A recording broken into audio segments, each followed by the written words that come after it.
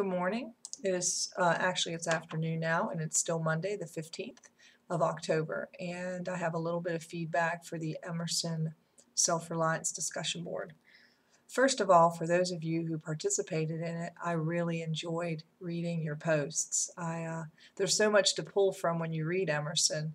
Um, he, he was an orator, as I think Ryan noted, and he did make the circuit, so to speak. He'd go to different lyceums, different lecture halls, and kind of like a stand-up comedian would be, or maybe a singer. He'd travel from place to place and give his speeches, and people loved to hear him, and he was very interesting to hear.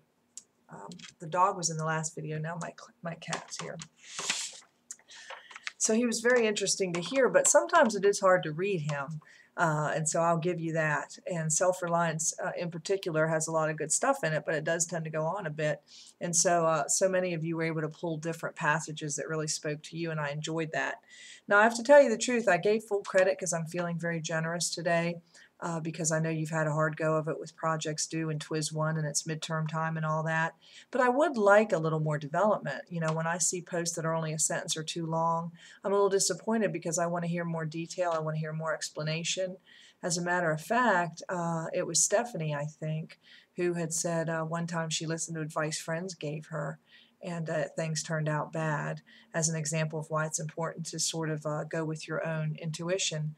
I would, and if it's appropriate to share with the group, I'd like to know what that was and why the advice, was bad and why it turned out bad and why listening to your own intuition would have been good in that situation. So things like that. People are quoting from the text, which is great, but I would like more explanation.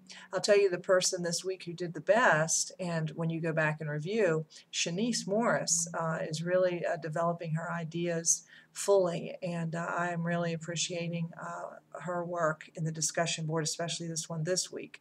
So take a look. I do like the fact, and it seems so appropriate reading Emerson, that some of you questioned Emerson's ideas.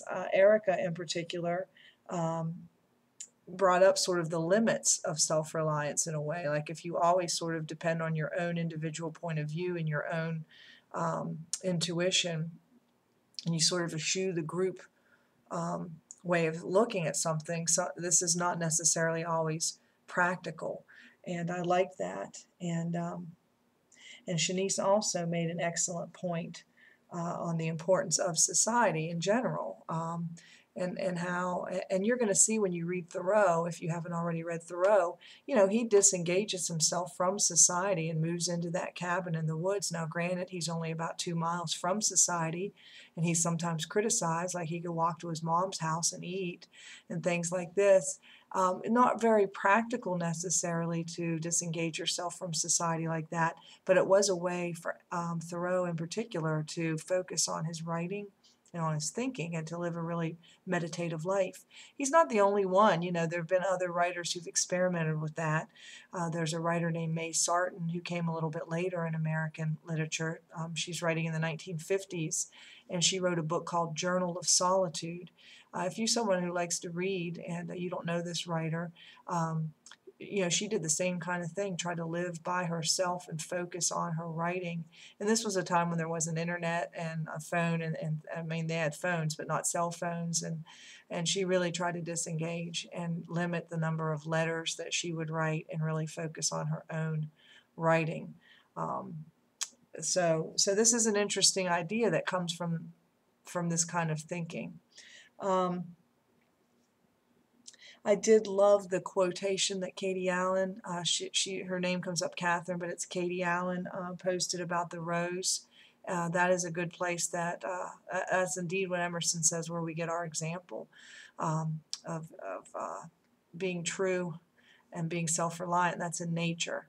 That's one of the elements of transcendentalism, a sort of reconnection with the natural world, and how so much truth and we can get in touch with the divine through the natural world. And Katie's example of the rose was great.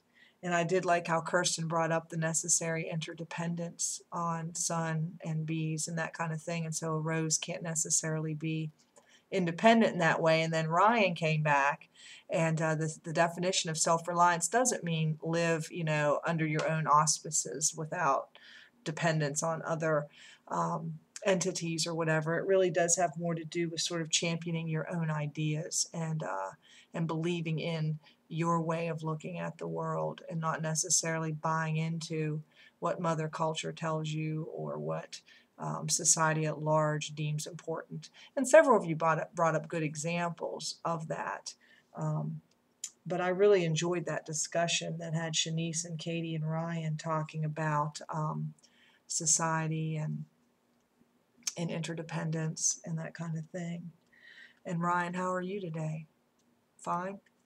That was a good example too of how, sometimes our niceties, just our, you see someone, how you doing? Fine. How are you? Fine. Good. See ya, type thing. How that is probably an example of not really being thinking man, or that's being thinking man and not man thinking.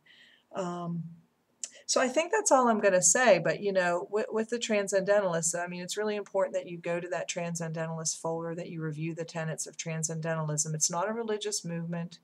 It's not necessarily a movement in literature either. It's just sort of a way of thinking and looking at the world that influenced writers and was influenced by philosophy. A German philosopher in particular, Kant, who talked about the way we perceive the world.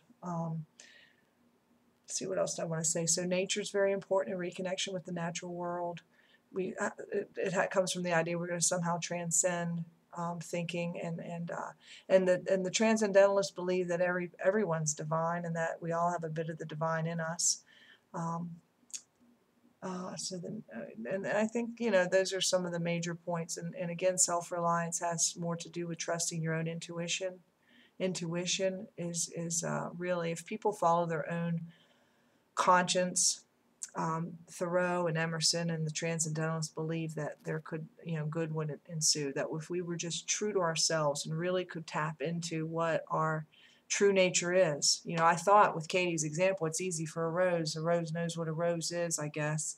For people, it's a little harder for us to kind of know exactly what is our true nature. But if we can get in touch with that and follow our own moral code and conscience, then the idea was this would lead to an excellent society. But as some of you noted, that might be rather idealistic, and there are other realities of living in large groups that sort of affect us. So everybody who participated at least 3 times, because no one repeated material certainly, and the conversation got moved forward and people were asking questions and disagreeing with ideas, so that was all super.